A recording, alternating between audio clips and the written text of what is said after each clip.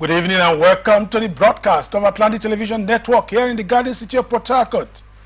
Well, this evening as usual, 7 to 8 p.m. every day, we have Press Roundtable, a live program of the network featuring the convergence of media professionals who come together to give insights and perspective to news and current affairs program and provide the right balance. Today is not going to be different. Good evening. We shall be discussing some stories that make the rounds in the last 24 hours. First, the headlines. From Anambra State Council report that Police Command declares inspector wanted for murder. And from the judiciary, we have court nullifies money laundering charge against former Air Chief. Security at Baribe links security in Southeast to IPOB. And politics, APC accuses opposition of instigating nationwide protest. Of course, I have a warlord here in the studio. I'm going to introduce him when we come back. We'll go to a short break. Don't get away. We'll be right back. My name is Bon Woke. From the line across the ocean to the land beyond the mountains, through the Sahara, we bring on sport news, live analysis, expert discussions on trending stories in politics, business, socio-economy, sports, and documentaries. So catch all the updates on the happenings around the globe. Stay focused on the fact today, only on ATN.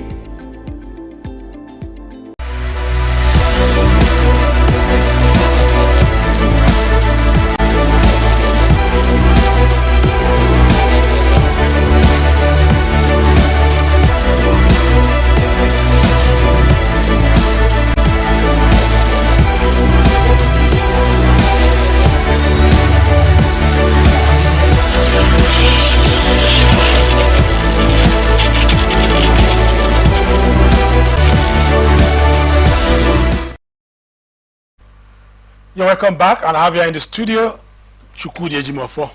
Thank you very much. You know, I like having a warm handshake from you, and because I know that you're a warlord. Yeah, we I wish you'd be in South Africa when we beat Bafana. There's an advisory now. Is it in Korea? No, I mean in South Africa, in Joburg and Pretoria. There's an advisory there. Yeah. Talking about what may be a backlash if we beat South Africa because of if we beat South Africa. Yes. Because of the growing threats in the social media and trolls and calls and all that. Nigerians are talking tough. South Africans are also making some kind of talking about jollof rice and the pepper soup, making Nigeria to use pepper soup to eat jollof rice. So we hope that that doesn't metamorphose into outright attack if we beat them, because football is going places in Nigeria now, and people are no longer taking it lightly. Yes, until we get there. And when it comes to Nigeria, South Africa, the Nigerian embassy in Pretoria, that is High Commission in Pretoria, has issued an advisory that Nigerians should be very careful, and that they should play down on their trolls on social media. And those trolls and jokes and all that may get out of hand if we eventually beat them. Well, it is neither here nor there. We are saying that if it's on probability. But we'll beat South Africa. We'll beat them. It's football. We'll beat them. It's football. Let's not have that. We'll get to that. That's not our main story. We'll get today. to that. It's not the menu, but I just brought it because I know you're also a sports writer. The Anambra State Police Command has declared Inspector Audu Omadefu with force number AP 362178 wanted for murder. The police public relations officer, Anambra State, DSP Tochukwu Ikenga, announced this in a statement in Oka on Tuesday. He said that the command is urging any member of the public who sees Omadefu or has information on his whereabouts to report to the nearest police station. The police spokesman added that members of the public should call the control room number 07039194322 332 or PRO 08039 334 The command assured the public that any information given concerning the whereabouts of the wanted inspector will be treated with utmost confidentiality. The reason why I put this story is not because of the news per se, but because of these issues of police officers committing murder and getting involved in some kind of untoward behavior, compromising their duty, getting involved in homicide and all manner of criminality. And we have this issue of assault on civilians and some kind of eventual firearm explosion and all that. And it has been a common decimal. And we expect that the police, because of their training, ought to be a disciplined force. But that's not what we're getting in recent time. We find a situation where the police officers are getting compromised in a number of issues that they shouldn't be found. It's either seen slapping, humiliating, and beating, and then even leading the activity leading to murder of innocent civilians. That is not what they are meant to be, and now they are being declared wanted. Yeah. Yes, Bon. The truth about it is they have declared him wanted. Yes. Let me take the first segment from my side. One is that the number you see that is placed on the phone number, most times you call that phone number, it doesn't go. So it's switched off. Nobody's in the control room. Then come for the case matter proper. The police extrajudicial killing is on the higher side this time around, because of the volatile nature of the country, because of the high level of insecurity in the country. We can now see that even the police themselves, we are there to control the crime, are now part of the crime. They are there to make sure that the high level of crime is reduced. In most cases, they are the people increasing it. That the one at Oka is quite.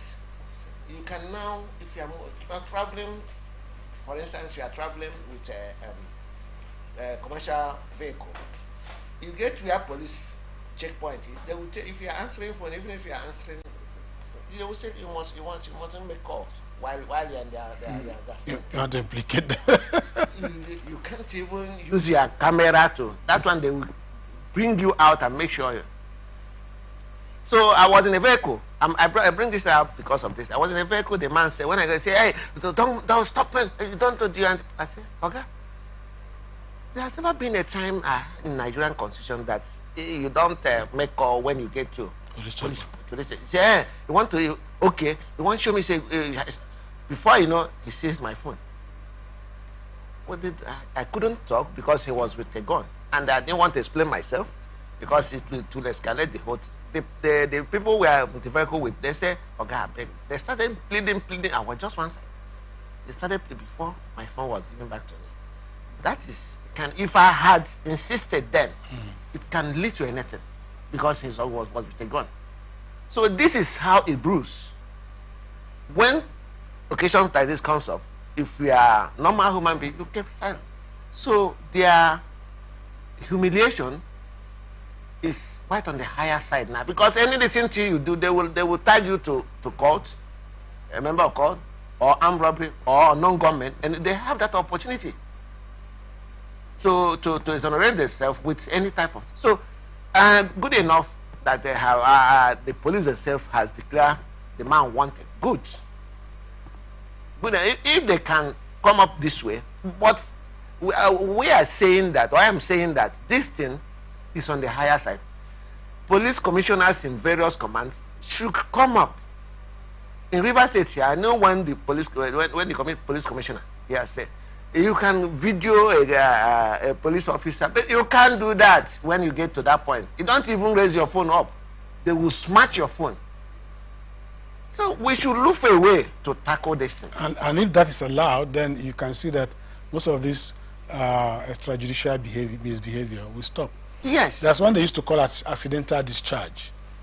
That one has stopped. It was common. I think they are now learning how to put their gun in safety catch. Trigger hungry policemen. Exactly. You know, there was a time we had the kill and go police. Those group of police, especially during the Decree 1 era of Idiabo and Buhari.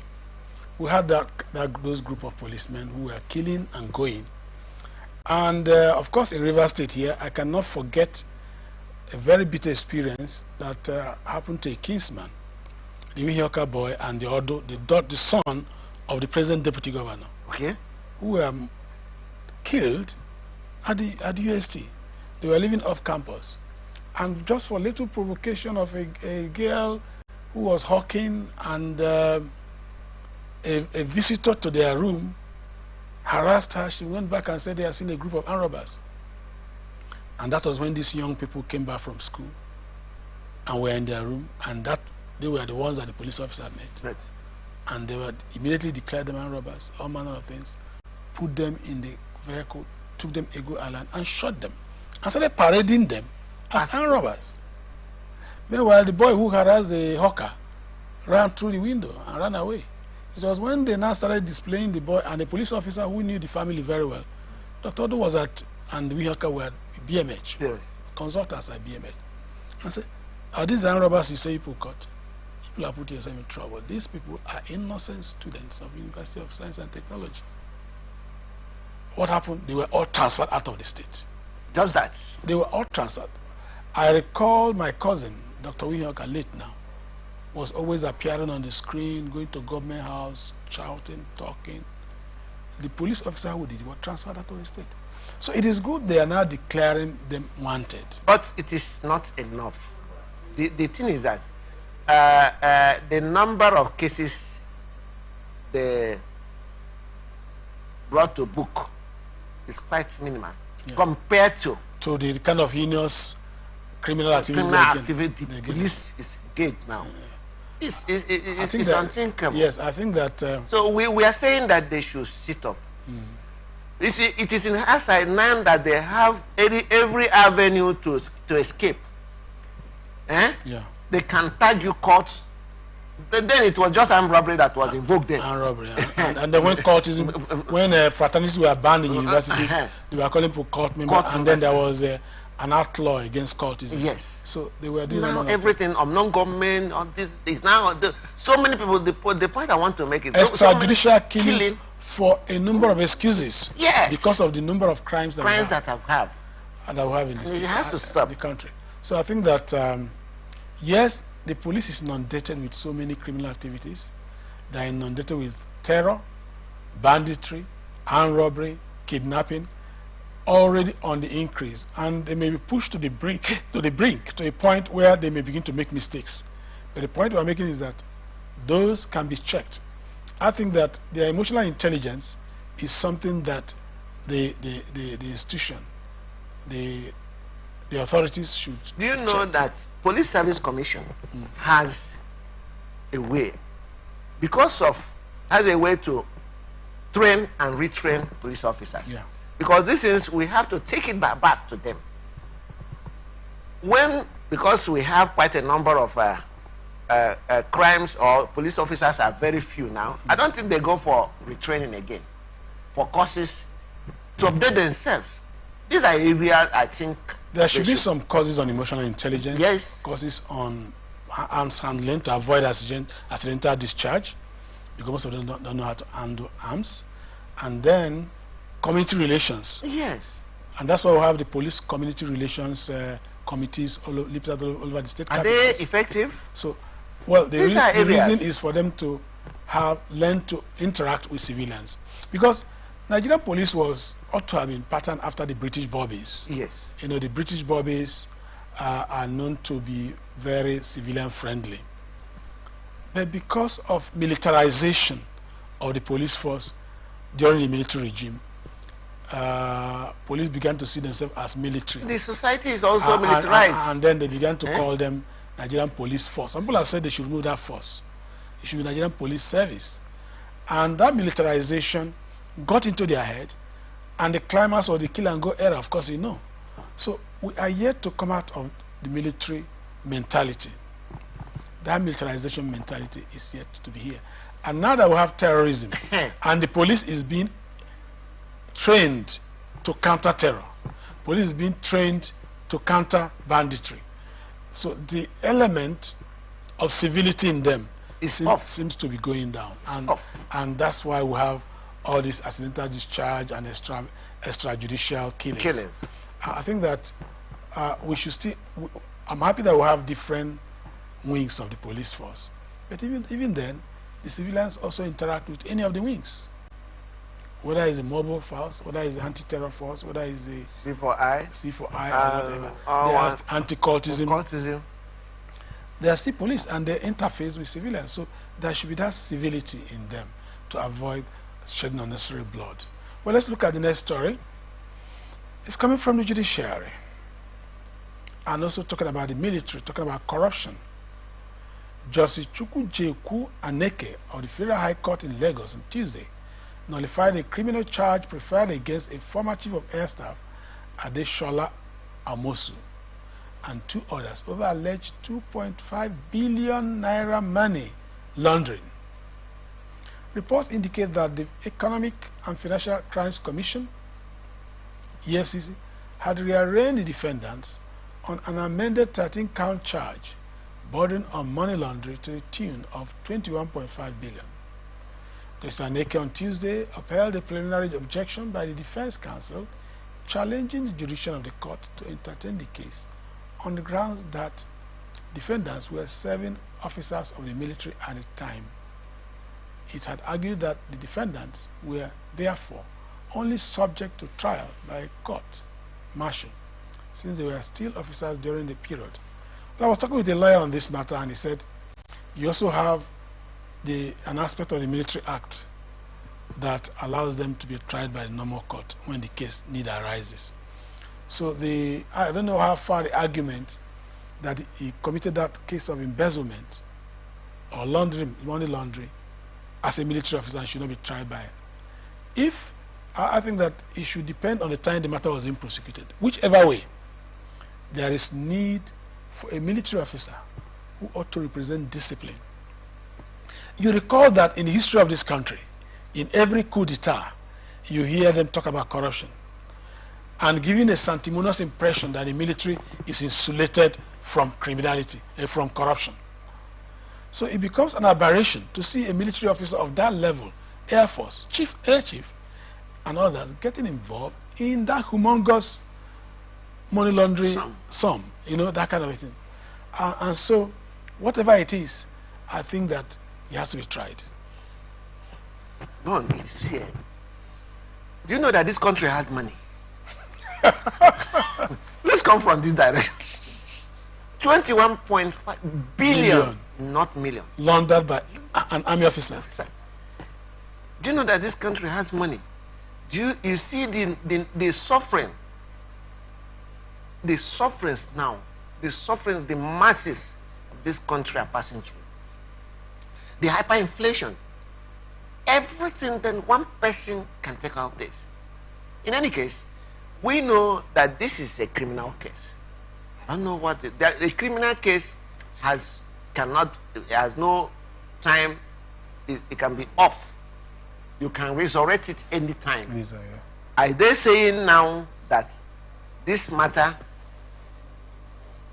should be off, or it's not a criminal case?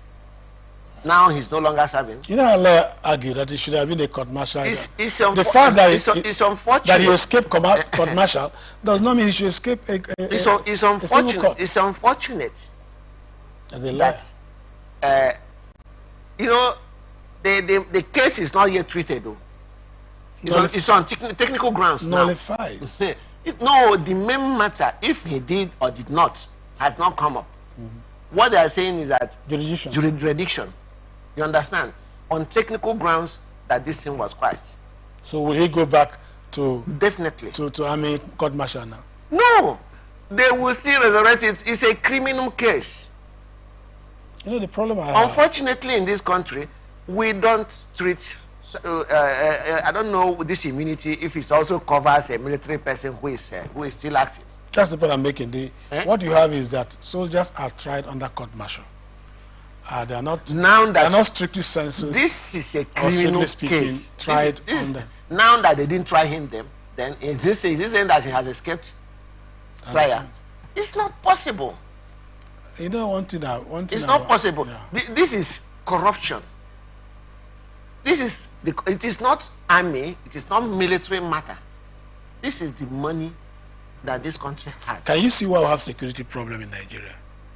A lot of monies are voted for security, and they're either embezzled, pocketed, diverted, laundered, and a lot of drain pipes.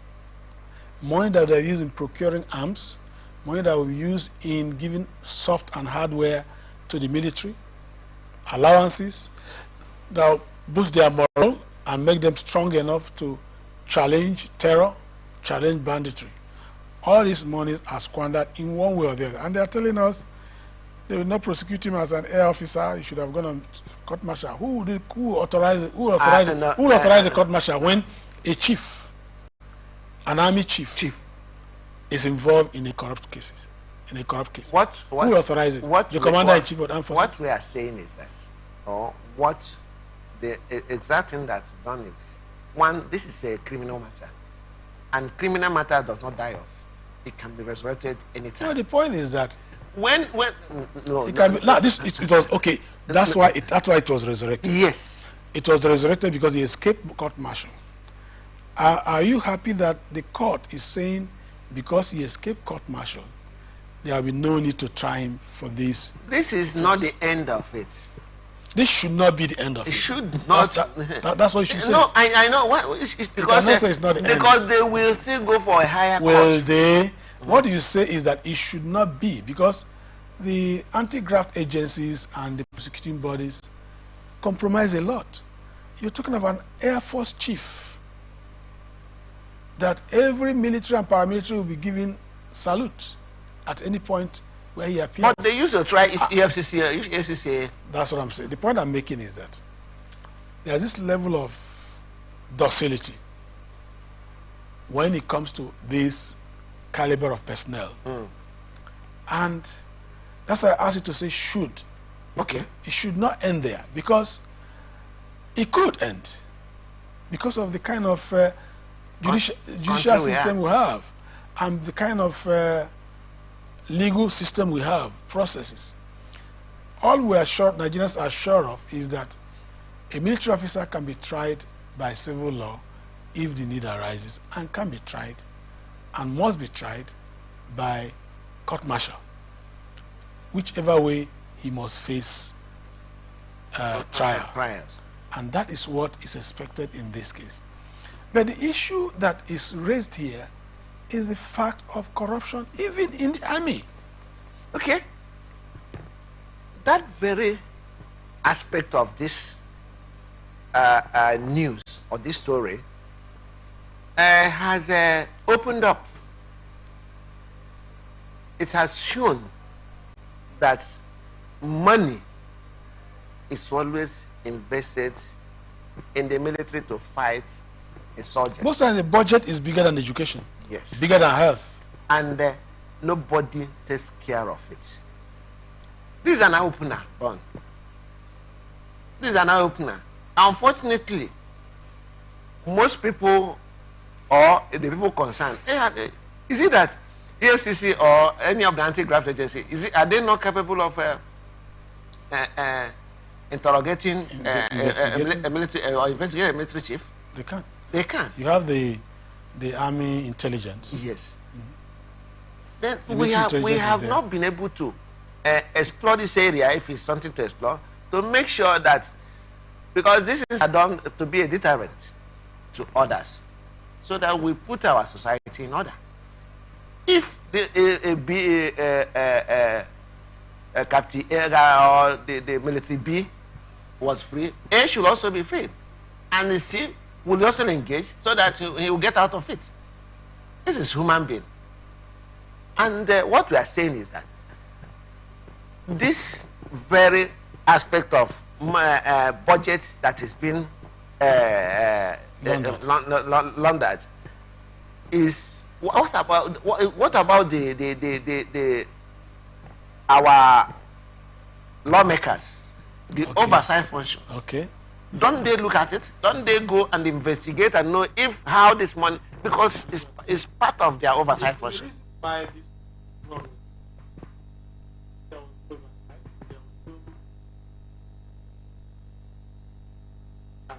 Yes.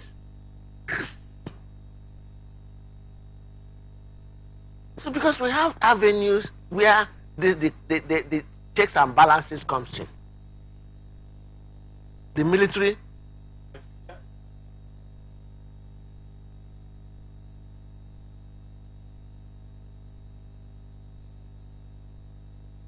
The issue.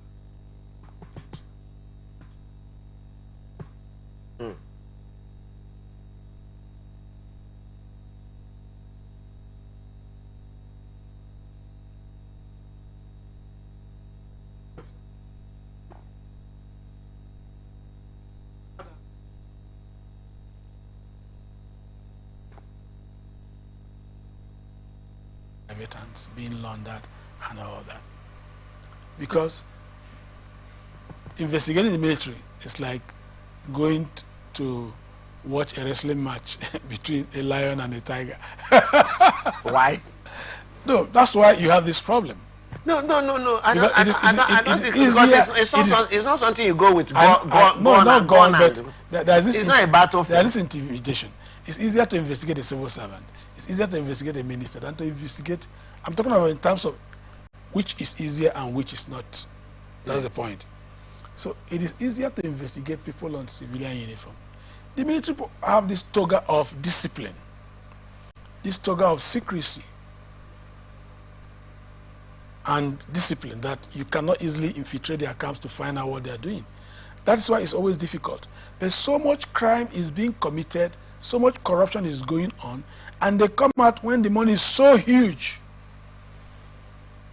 That is the issue. Your last take on this, we can go on break. Yeah, my last take is when you see, last time during Buhari's regime, when so many officers who are at the Sambisa forest and all of them, they were absconded as a result of poor welfare. It's because of all this, and it is all continue. It was alarming then. That was where it came and surfaced. Presently, soldiers were almost coming on social media to say they are not giving arms, they don't have anything, they don't have food. Some say they drink garri 3 times a day and all that. And that was discouraging them from fighting having with all the their spirit to fight with all their heart. So we should look at it. Now, I don't want to look at the high level insecurity.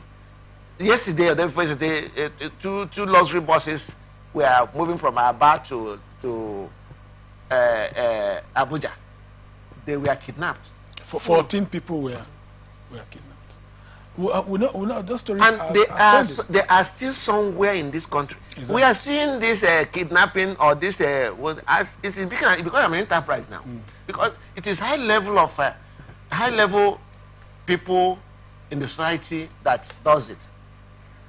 I can't understand where this type of buses will stay. Nobody will know about them in this country. We're diverted. Well, that's much we can take for this half hour. We'll go on a short break. When we come back, we'll continue. Don't get away. From the line across the ocean to the land beyond the mountains, through the Sahara, we bring on sport news, live analysis, expert discussions on trending stories in politics, business, socio-economy, sports, and documentaries. So catch all the updates on the happenings around the globe. Stay focused on the fact today, only on ATN.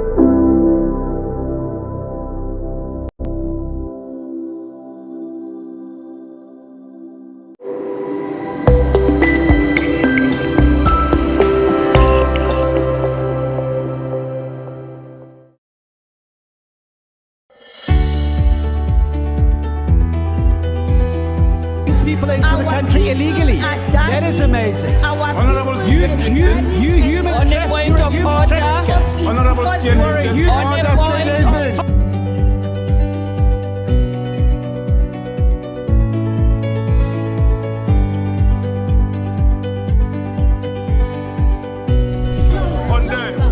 They are not picking our calls. They made up their minds. So no agreement with the EU, but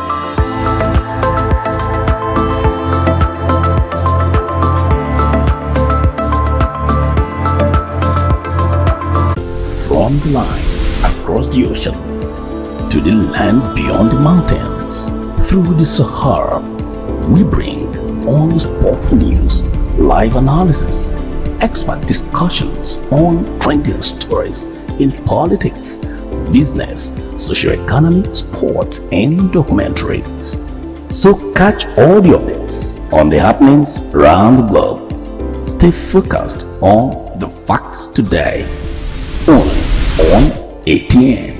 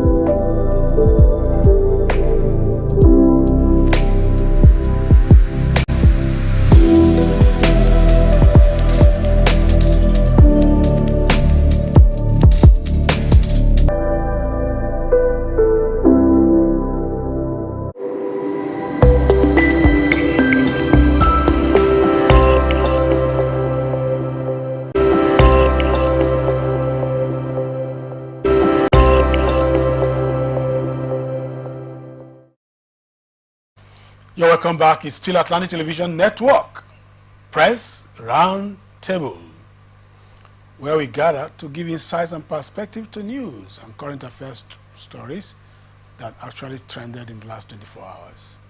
Welcome to the second segment. Senator representing Abia South, Eina Abaribe, has linked insecurity in the southeast to the saga involving Nnamdi Kanu and his group, the Indigenous People of Biafra, IPOB. Abaribe describes some of the insecurity issues affecting the southeast as contrived, which makes it seem as though security agents cannot tackle them. Speaking in Enugu Tuesday, the former Senate Minority Leader, however, said the economic downturn in the southeast cannot be linked to the saga. Is it true? Yes, indeed, but today have insecurity issues, but it was not the case in the recent past. Today's insecurity started from the Nnamdi Kanu IPOB saga in 2021. Did the economic downturn in the southeast start from that date? The answer is resounding no. This is a very serious controversy. Is it trying to say that a lot of watchers, economic watchers, have quantified the loss generated by southeast states as a result of Nnamdi Kanu's IPOB sit at home, as a result of the intransigencies committed by, the unknown gunmen and all that, what he called contrived criminality. All these are put together may have created, I'm talking about what the perception that we have, may have created the present economic downturn that is being found in southeast states, where people can no longer buy and sell with ease, where people are asked to stay at home. I think it's, to me, a big contradiction for Abaribe, who has been very much involved in the defense of IPOB and Nnamdi Kanu in particular, signing short T, to come out to the public to say that the activities of IPOB and Nnamdi Kanu cannot be linked to outrightly to insecurity in Southeast. Neither can it be linked to economic downturn. Is it not a way of talking from two sides of the mouth, or living in denial? The truth about it is that distinguished Senator Abaribe is trying to speak from both sides of his mouth, which is typical of politicians. But on this note, anything about security, you don't need to apply politics in it. Anything about life of the people, politics should be out of it. Anything about that, anything that stops the food of common man, the feeding of common man, you don't need to bring in politics in it. Abaribe is quite, he said it's linked, it's not linked, and then all the questions he asked are rhetorical questions. Very, very, very rhetorical. The answer, we need to be point blank on this. We need to see it the way it is. From 2020-21, he talked about. It wasn't this way. Not until they enforced Monday sit at home. Because when these things were coming up,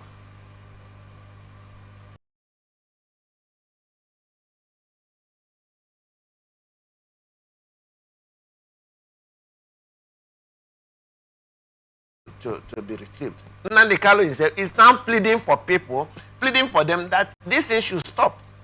Because he has seen the damage. Him and his cohorts has seen the damage it has. Let me tell you, do you know that during the time of WAEC, West African or anything, Mondays is the day they go in for English or mathematics. Most of those days, nobody set for that in the southeast because no movement. Do you know that any parent that his child is up to SS3 will find a way to send you either in River State or any other place to go and sit for exams? Because definitely you will not complete your exams in the southeast. Do you know that Mondays, most traders travel on Monday to get their wares in either Aba or Niger. They come from Cameroon. They come from West African countries. Alabama. They come from West Lagos. Africa to go to.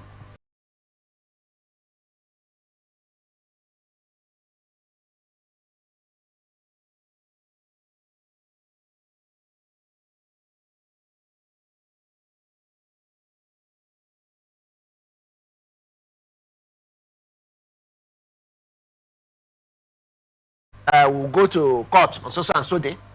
This Simeon Akpa will stay where he is and say where he's enjoying himself. When he's enjoying himself, he will start to say, we have sit at home for 3 weeks. People will start implementing it. These hoodlums will start to implement it. And tell me, were they all like this? And this thing boils down to the economic downturn of the. Now, what does Baribe mean by contrived criminal activities? Is it the unknown gunmen that he's referring to? Well, anything he wants. And the unknown gunmen appears to be some kind of byproduct of the But let me come. Do you know that these people started initially, the way they started was to kill policemen and seize their arms. Exactly. And it was when they gain a number of arms that they will use to operate, they now start the lynch mayhem on the people to make. Do you know that they kill people? They now use human parts as anything. There are videos on They that. now have engaged in kidnapping. They engage in any type of thing that they see that will pay them money with this. Because there's no Biafran government to pay them. No Biafran government. They use all this money they get from kidnapping and everything to finance those people in the bush to buy arms to do other things. Then tell me where the source of all this. And then the issue of contrived criminality. What is contrived criminality? Contrived criminality in the sense that These are byproducts of the activities of yes. IPOB. Let me. I used to tell people. I used to tell us that if you want to engage in protests, you should prepare very well, because if you start from this junction, to be hijacked. It will be hijacked. Definitely, criminals, hoodlums, has hijacked the issue of IPOB. Nand himself is not happy about what he's saying. I'm pretty sure he's not happy about what is going on now. He didn't bargain for this, and he's gotten more than what he bargained for. What could be the intention of Abaribe in trying to parry? Abaribe is a politician. Abaribe is a politician. Is he trying to say that the criminal activities of unknown government and IPOB should continue because it's not affecting the economy? For some time now, Abaribe has not been in the news. And when politicians start coming in the news, you expect one thing. And then he's coming out for the next governor of Abia State. Now I want to use this to launch himself into the press space, to make sure that he's there and tell people what they want to hear. Okay. Not exactly what but Nigerians are sympathizing with the Southeast. Nigerians have the opinion that something should be done to bring back the economy of the Southeast, because they have lost so much in the hands of criminality, just as Northeast. For a senator to say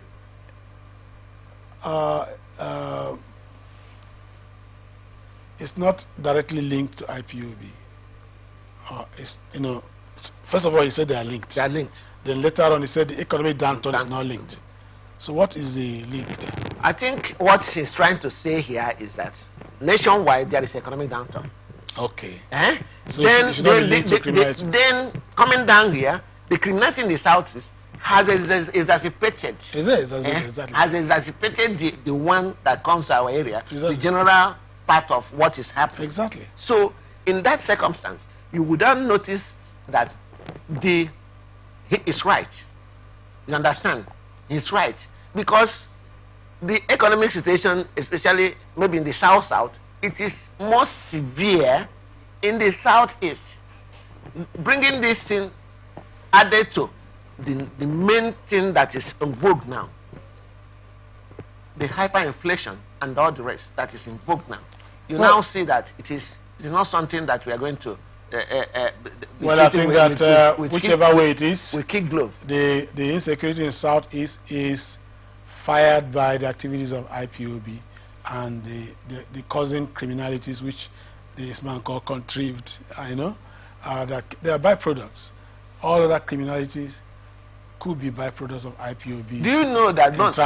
Sorry. You know, this very topic is a topic that we should. Do you know that virtually in all the bush forests in Southeast, they are living there? All right. So that's the point. And the solution to every problem starts with the diagnosis. Why do we have economic downturn in the Southeast? Is it because of IPOB and their activities, or is it because of other factors, the general Nigerian factors?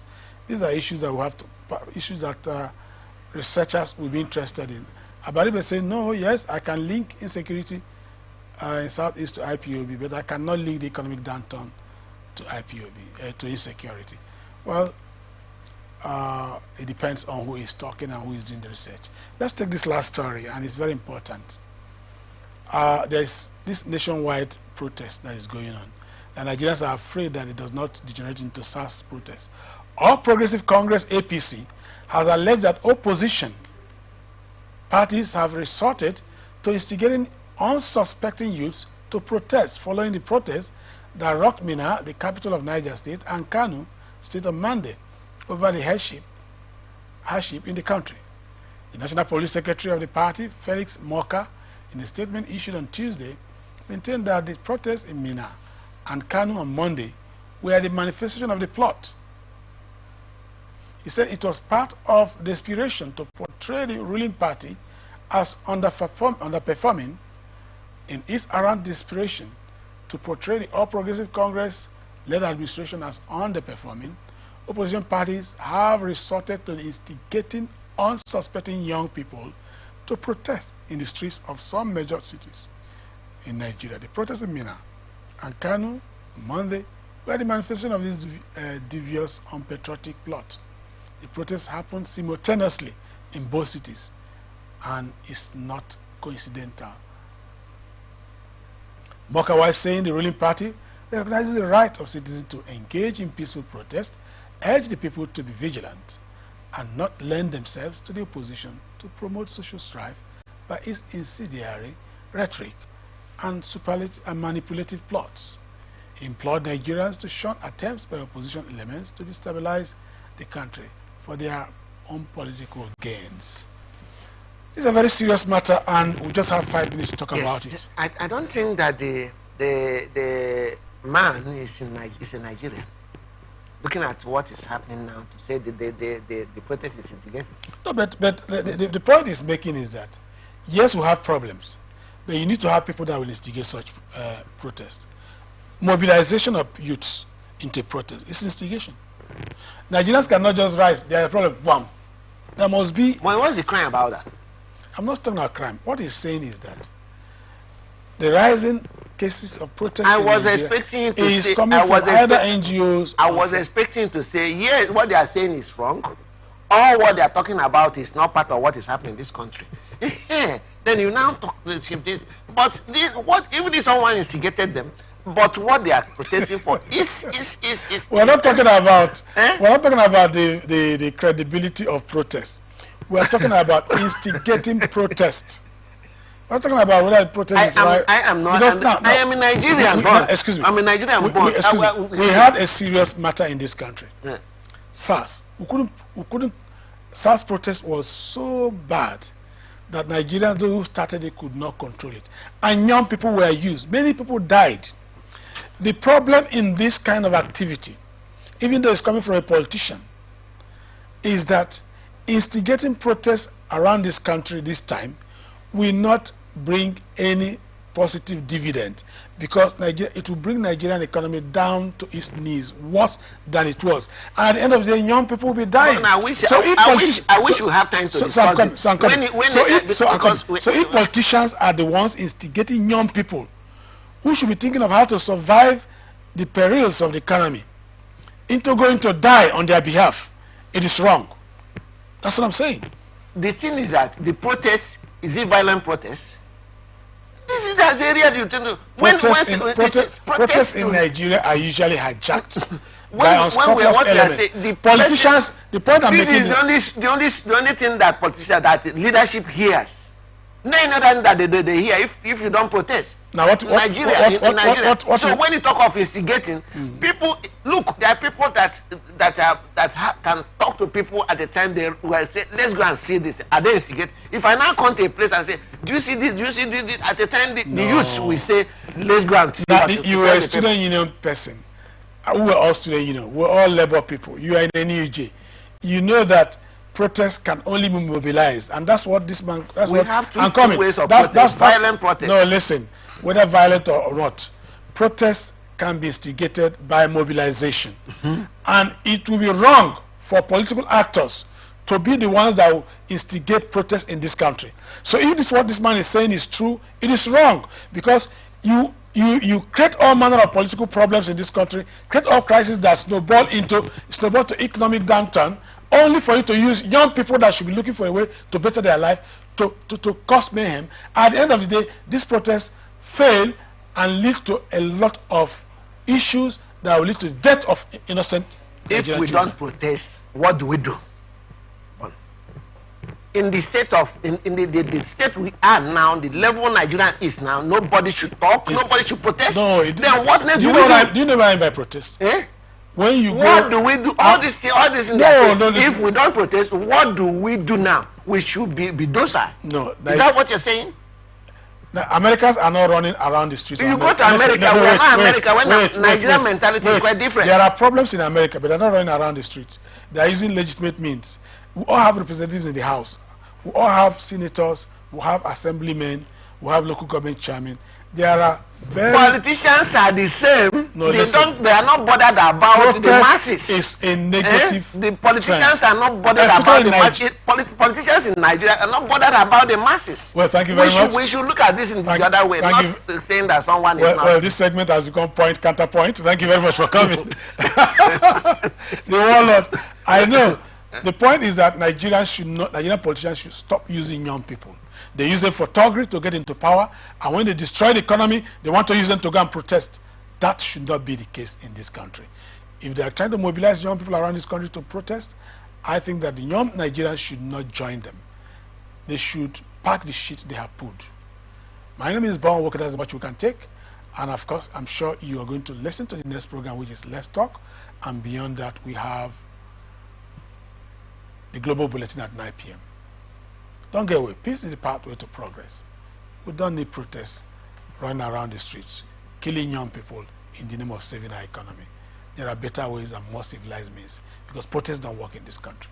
Let our various legislative houses do their work. That's what we need. I'm out of here. From the line across the ocean to the land beyond the mountains, through the Sahara, we bring honest pop news, live analysis, expert discussions on trending stories in politics, business, socio-economy, sports, and documentaries. So catch all the updates on the happenings around the globe. Stay focused on the fact today, only on ATN.